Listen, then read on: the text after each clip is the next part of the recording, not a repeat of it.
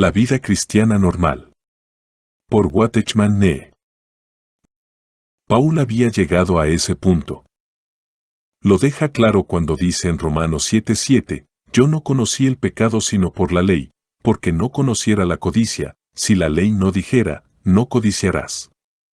Cualquiera que fuera su experiencia con el resto de la ley, fue el 10º mandamiento, que traducido literalmente es, no desearás, el que lo descubrió.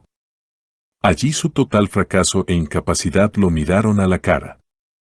Cuanto más tratamos de guardar la ley, más manifiesta es nuestra debilidad y más profundizamos en Romanos 7, hasta que se nos demuestra claramente que somos irremediablemente débiles.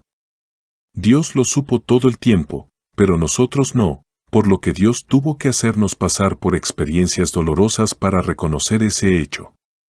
Necesitamos que nuestra debilidad se demuestre fuera de toda duda. Por eso Dios nos dio la ley. Entonces podemos decir, con reverencia, que Dios nunca nos dio la ley que debemos guardar, Él nos dio la ley para que la transgrediéramos. Él sabía muy bien que no podíamos conservarlo. Somos tan malos que Él no pide ningún favor ni exige nada. Nunca ningún hombre ha logrado hacerse aceptable a Dios por medio de la ley. En ninguna parte del Nuevo Testamento se les dice a los hombres de fe que deben guardar la ley, pero sí dice que la ley fue dada para que hubiera transgresión. La ley entró, para que la transgresión abundara, Romanos 5:20. La ley fue dada para convertirnos en transgresores de la ley. Sin duda soy un pecador en Adán, sin embargo, yo no conocí el pecado sino por la ley, porque sin la ley el pecado está muerto, pero cuando vino el mandamiento, el pecado revivió, y yo morí, Romanos 7:7-9. La ley es aquello que expone nuestra verdadera naturaleza. Ay, somos tan engreídos y nos creemos tan fuertes, que Dios tiene que darnos algo para probarnos y demostrar cuán débiles somos. Por fin lo vemos y confesamos, soy un pecador hasta la médula, y por mí mismo no puedo hacer nada en absoluto para agradar a Dios. No, la ley no fue dada con la expectativa de que la guardáramos. Fue dado con pleno conocimiento de que lo romperíamos, y cuando la hemos quebrantado tan completamente que estamos convencidos de nuestra absoluta necesidad, entonces la ley ha cumplido su propósito. Ha sido nuestro ayo llevarnos a Cristo, para que Él mismo lo cumpla en nosotros, Gálatas 3:24. Cristo el fin de la ley. En Romanos 6 vimos cómo Dios nos libró del pecado, en Romanos 7 vemos cómo Él nos libra de la ley. En el capítulo 6 se nos mostró el camino de la liberación del pecado en la imagen de un amo y su esclavo. En el capítulo 7 se nos muestra el camino de la liberación de la ley en la imagen de 2 maridos y una esposa. La relación entre el pecado y el pecador es la de amo a esclavo, la relación entre la ley y el pecador es la de marido a mujer. Note primero que en el cuadro de Romanos 7:1-4 mediante el cual Pablo ilustra nuestra liberación de la ley hay una sola mujer, mientras que hay 2 maridos. La mujer se encuentra en una situación muy difícil, pues solo puede ser esposa de uno de los dos y desgraciadamente está casada con el menos deseable. No nos equivoquemos, el hombre con quien está casada es un buen hombre, pero el problema radica en que marido y mujer son totalmente inadecuados el uno para el otro. Es un hombre muy particular, hasta cierto punto exacto. Ella, por el contrario, es decididamente tranquila. Para él todo es definido y preciso, con ella todo es vago y azaroso. Él quiere todo así, mientras que ella acepta las cosas como vienen. ¿Cómo podría haber felicidad en un hogar así? Y además ese marido es tan exigente. Siempre está exigiendo a su esposa. Y, sin embargo, no se le puede reprochar nada, porque como marido tiene derecho a esperar algo de ella, y además, todas sus exigencias son perfectamente legítimas. No hay nada malo en el hombre ni en sus demandas, el problema es que tiene la esposa equivocada para llevarlas a cabo. Los dos no pueden llevarse bien en absoluto, las suyas son naturalezas completamente incompatibles. Por Eso la pobre mujer se encuentra en gran angustia. Ella es plenamente consciente de que a menudo comete errores, pero al vivir con un marido así parece que todo lo que dice y hace está mal. ¿Qué esperanza hay para ella? Si tan solo estuviera casada con ese otro hombre, todo estaría bien. No es menos exigente que su marido, pero también ayuda mucho. Ella desearía casarse con él, pero su marido todavía está vivo. ¿Qué puede hacer ella? Ella está obligada por ley al marido y, a menos que él muera, no puede casarse legítimamente con ese otro hombre. Este cuadro no lo dibujé yo sino el apóstol Pablo. El primer marido es la ley, el segundo marido es Cristo, y tú eres la mujer. La ley exige mucho, pero no ofrece ninguna ayuda para el cumplimiento de sus requisitos. El Señor Jesús requiere tanto, incluso más, Mateo 5:21-48, pero lo que Él requiere de nosotros, Él mismo lo realiza en nosotros.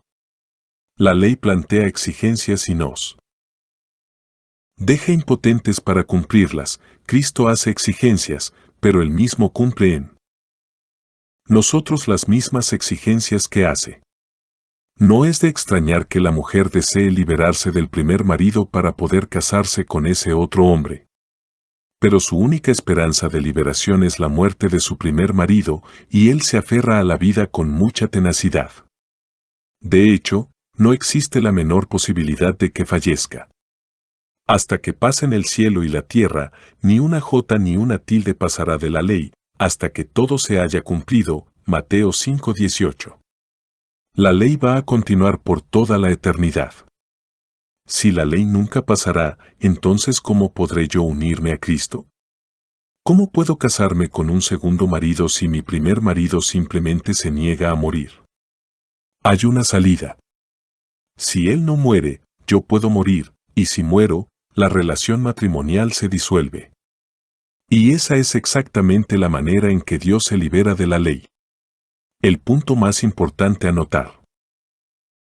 En esta sección de Romanos 7 es la transición del versículo 3 al versículo 4.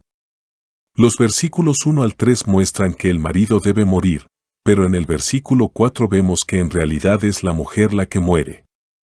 La ley no pasa. Las justas demandas de Dios permanecen para siempre, y si vivo debo cumplir con esas demandas, pero si muero, la ley habrá perdido su derecho sobre mí. No puede seguirme más allá de la tumba. Exactamente el mismo principio opera en nuestra liberación de la ley que en nuestra liberación del pecado. Cuando muero, mi antiguo amo, Sin, todavía continúa viviendo, pero su poder sobre su esclavo se extiende hasta la tumba y no más. Podría pedirme que hiciera 101 cosas cuando estaba vivo, pero cuando estoy muerto me llama en vano. Estoy para siempre libre de su tiranía. Lo mismo ocurre con la ley. Mientras la mujer vive está ligada a su marido, pero con su muerte el vínculo matrimonial se disuelve y ella queda liberada de la ley de su marido. La ley puede todavía plantear exigencias, pero para mí su poder para hacerlas cumplir ha terminado. Ahora surge la pregunta vital, ¿cómo muero? Y la preciosidad de la obra de nuestro Señor se manifiesta precisamente aquí. Vosotros también fuisteis hechos muertos a la ley mediante el cuerpo de Cristo, Romanos 7:4.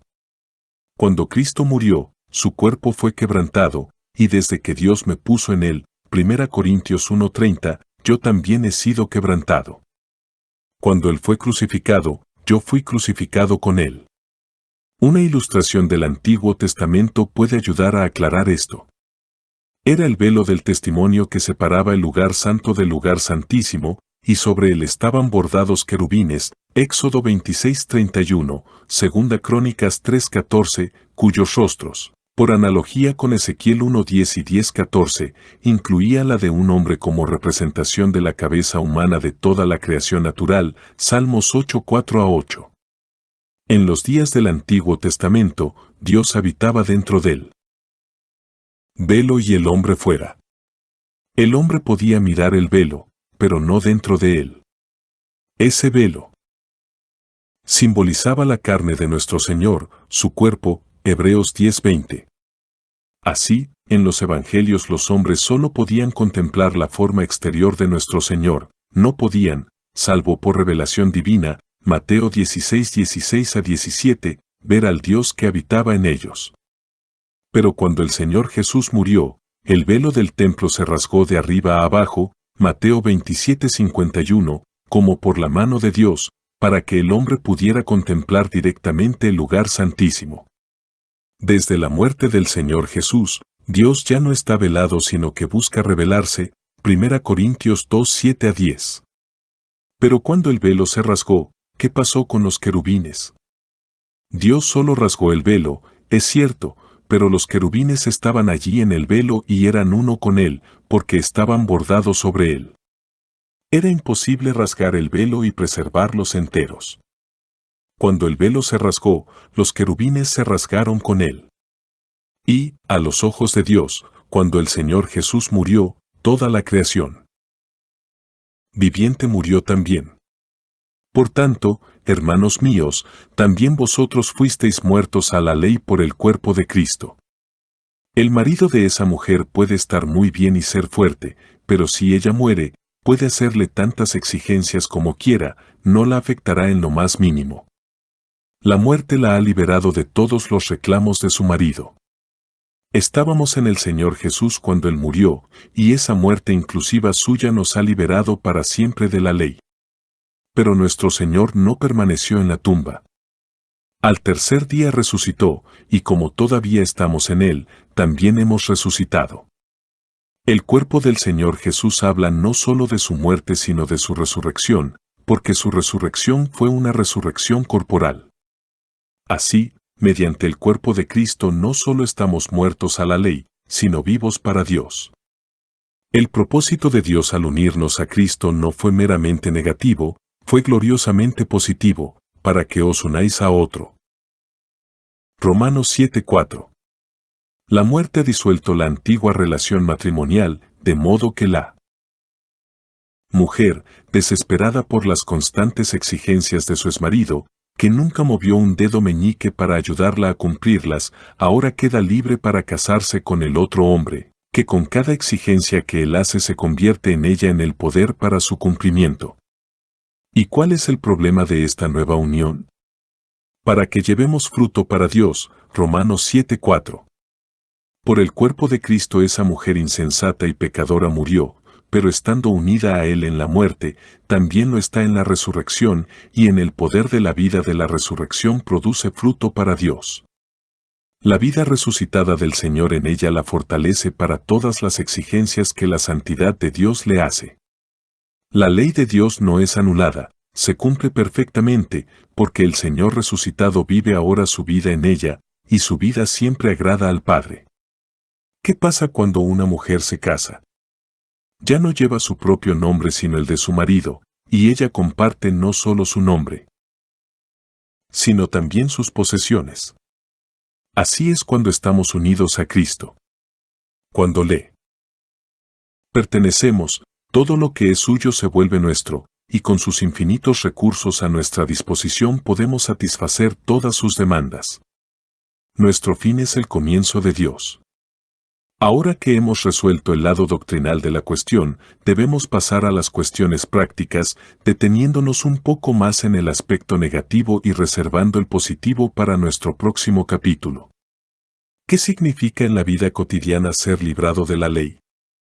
A riesgo de exagerar un poco, respondo, significa que de ahora en adelante no haré nada en absoluto por Dios, nunca más intentaré agradarle. ¿Qué doctrina? Exclamas. ¡Qué horrible herejía! No es posible que digas eso en serio. Pero recuerda, si trato de agradar a Dios en la carne, inmediatamente me coloco bajo la ley. Violé la ley pronunció la pena de muerte, la sentencia fue ejecutada, y ahora por la muerte yo, el yo carnal, Romanos 7:14, he sido liberado de todas sus demandas. Todavía hay una ley de Dios, y ahora de hecho hay un mandamiento nuevo que es infinitamente más exigente que el antiguo, pero, alabado sea Dios, sus demandas se están cumpliendo, porque es Cristo quien ahora las cumple, es Cristo quien obra en mí lo que agrada a Dios. He venido, para cumplir, la ley, fueron sus palabras, Mateo 5:17. Así, Pablo, desde el fundamento de la resurrección, puede decir, ocupaos de vuestra propia salvación con temor y temblor, porque Dios es el que produce en vosotros tanto el querer como el hacer, para su buena voluntad. Filipenses 2:12-13. Es Dios quien obra en ti. La liberación de la ley no significa que estemos libres de hacer la voluntad de Dios. Ciertamente no significa que vayamos a vivir sin ley. Muy al revés. Sin embargo, lo que sí significa es que somos libres de hacer esa voluntad por nuestra cuenta. Estando plenamente persuadidos de que no podemos hacerlo, dejamos de intentar agradar a Dios desde el fundamento del viejo hombre. Habiendo llegado por fin al punto de desesperación total en nosotros mismos, de modo que dejamos incluso de intentarlo, ponemos nuestra confianza en el Señor para manifestar su vida de resurrección en nosotros. Permítanme ilustrarlo con lo que he visto en mi propio país. En China, algunos porteadores pueden transportar una carga de sal de 120 kilos, algunos incluso de 250 kilos. Ahora viene un hombre que solo puede cargar 120 kilos, y aquí hay una carga de 250 kilos.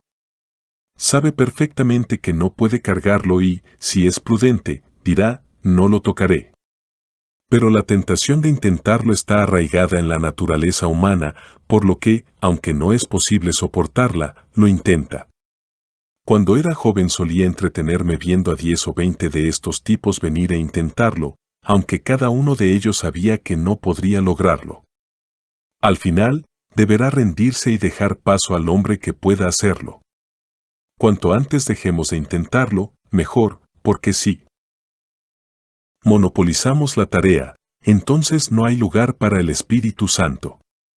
Pero si decimos, no lo haré, confío en que lo harás por mí, entonces descubriremos que un poder más fuerte que nosotros nos está llevando a cabo. En 1923 conocí a un famoso evangelista canadiense. Yo había dicho en un discurso algo parecido a lo anterior, y después, mientras caminábamos de regreso a su casa, comentó, la nota de Romanos 7 rara vez se pronuncia hoy en día, es bueno escucharlo de nuevo. El día que fui liberado de la ley fue un día de cielo en la tierra. Después de ser cristiano durante años, todavía hacía lo mejor que podía para agradar a Dios, pero cuanto más lo intentaba, más fallaba. Consideraba a Dios como el mayor demandante del universo, pero me encontraba impotente para cumplir con la menor de sus demandas. De repente un día, mientras leía Romanos 7, amaneció la luz y vi que no solo había sido librado del pecado sino también de la ley. En mi asombro me levanté de un salto y dije, Señor, realmente no. ¿Me exiges nada? Entonces no necesito hacer nada más por ti. Los requisitos de Dios no han cambiado, pero no somos nosotros quienes debemos cumplirlos. Alabado sea Dios, Él es el legislador en el trono y Él es el guardián de la ley en mi corazón. El que dio la ley, Él mismo la guarda. Él plantea las exigencias, pero también las cumple. Mi amigo bien podría saltar y gritar cuando descubriera que no tenía nada que hacer, y todos los que hacen un descubrimiento similar pueden hacer lo mismo. Mientras intentemos hacer algo, Él no podrá hacer nada. Es por nuestros intentos que fallamos y fallamos y fallamos. Dios quiere demostrarnos que no podemos hacer nada en absoluto y hasta que no lo reconozcamos plenamente, nuestras decepciones y desilusiones nunca cesarán. Un hermano que estaba tratando de luchar por la victoria me comentó, no sé por qué soy tan débil.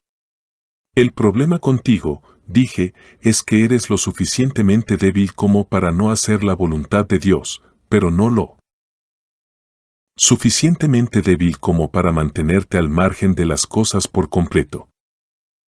Todavía no eres lo suficientemente débil. Cuando estés reducido a una debilidad absoluta y estés persuadido de que no puedes hacer nada en absoluto, entonces Dios lo hará todo.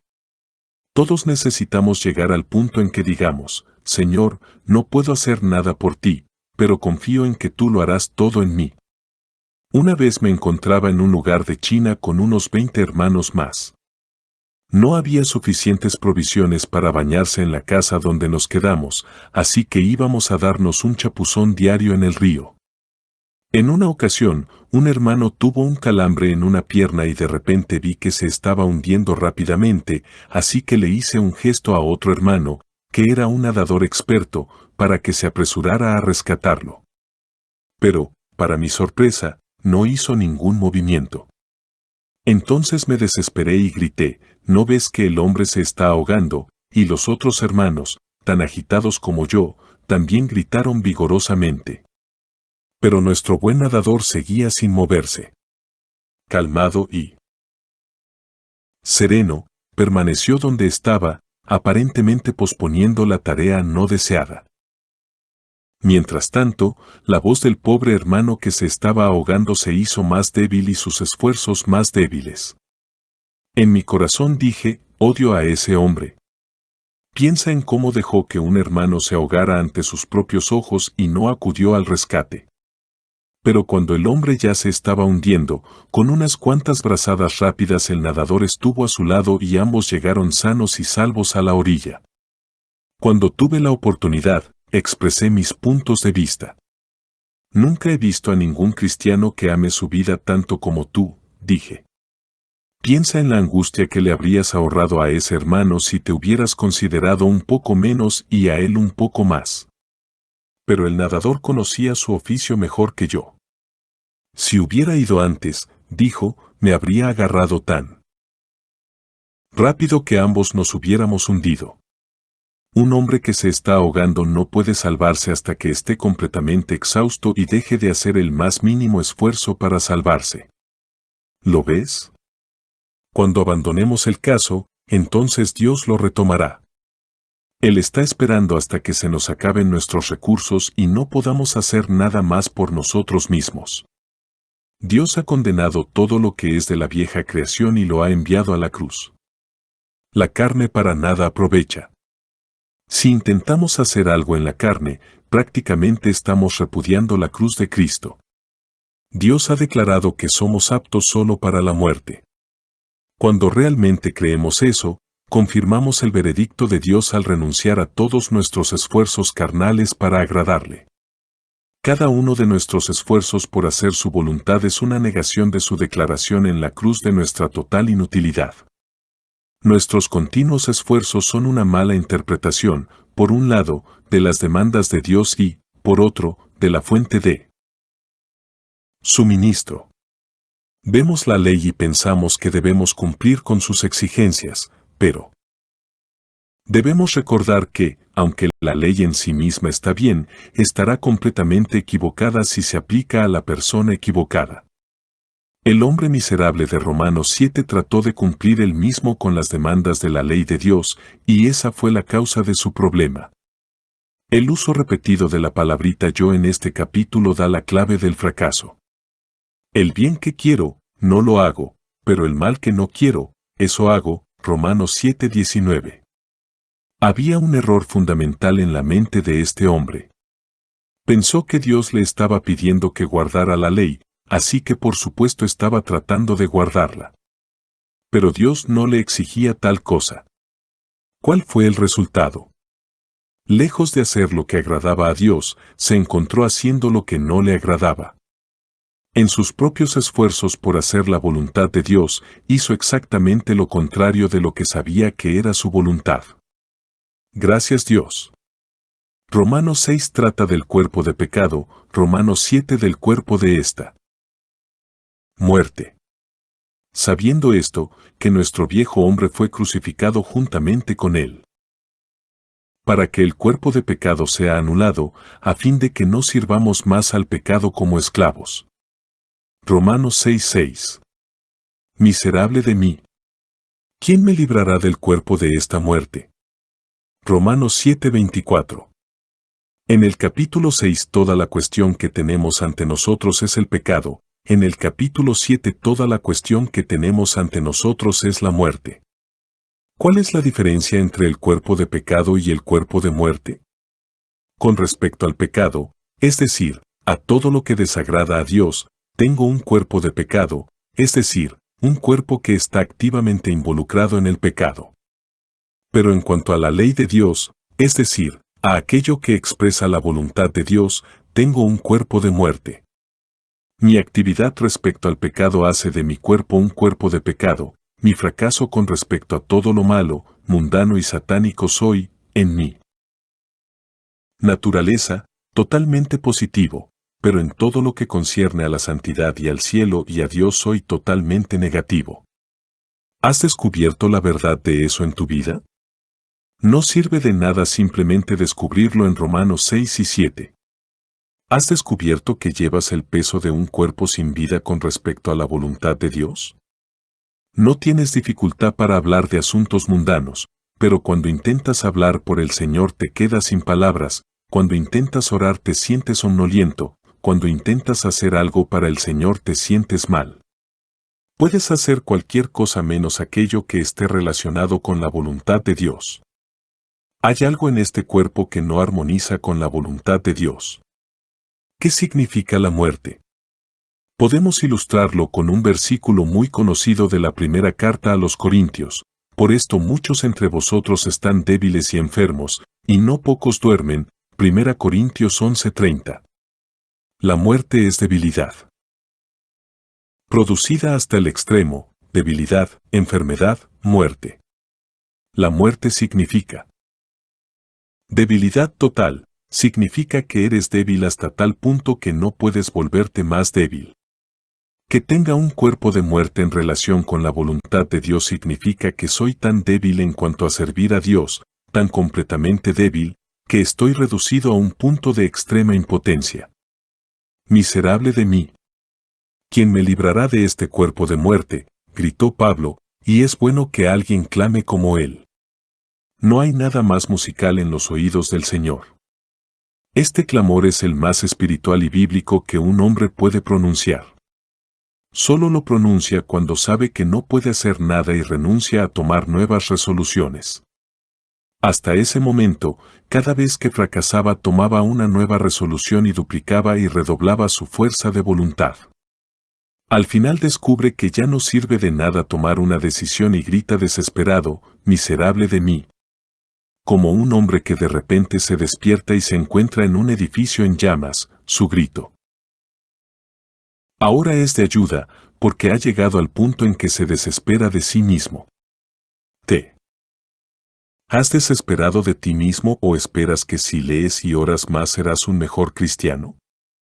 La lectura de la Biblia y la oración no están mal, y Dios nos libre de sugerir que lo estén, pero está mal confiar incluso en ellas para la victoria. Nuestra ayuda está en aquel que es objeto de esa lectura y oración. Nuestra confianza debe estar solo en Cristo. Felizmente el desdichado no se limita a deplorar su miseria, hace una hermosa pregunta, a saber, ¿quién me librará? ¿OMS? Hasta ahora ha buscado algo, ahora su esperanza está en una persona. Hasta ahora ha buscado en su interior una solución a su problema, ahora mira más allá de sí mismo en busca de un Salvador. Ya no hace ningún esfuerzo propio, toda su expectativa está ahora en otro. ¿Cómo obtuvimos el perdón de los pecados? ¿Fue leyendo, orando, dando limosna, etc.? No, miramos a la cruz, creyendo en lo que el Señor Jesús había hecho, y la liberación del pecado llega a ser nuestra exactamente por el mismo principio, como tampoco sucede con la cuestión de agradar a Dios. En materia de perdón acudimos a Él en la cruz, en el asunto de la liberación del pecado y de hacer la voluntad de Dios, lo miramos en nuestro corazón. Para el uno dependemos de lo que Él ha hecho, para el otro dependemos de lo que Él hará en nosotros, pero con respecto a ambos, nuestra dependencia es solo de Él. Él es quien lo hace todo. En la época en que se escribió la epístola a los romanos, un asesino era castigado de una manera peculiar y terrible. El cadáver del asesinado estaba atado al cuerpo vivo del asesino, cabeza a cabeza, mano a mano, pie a pie, y el vivo estaba atado al muerto hasta la muerte. El asesino podía ir a donde quisiera, pero donde quiera que fuera tenía que llevar consigo el cadáver de aquel hombre asesinado. ¿podría el castigo ser más atroz? Sin embargo, esta es la ilustración que usa ahora Pablo. Es como si estuviera atado a un cadáver y no pudiera liberarse. Asamblea en Santo Domingo Este. Escrito por el hermano Watchman Nee en el año 1951. Para más información comuníquese con este número de WhatsApp. 1-829-747-1995.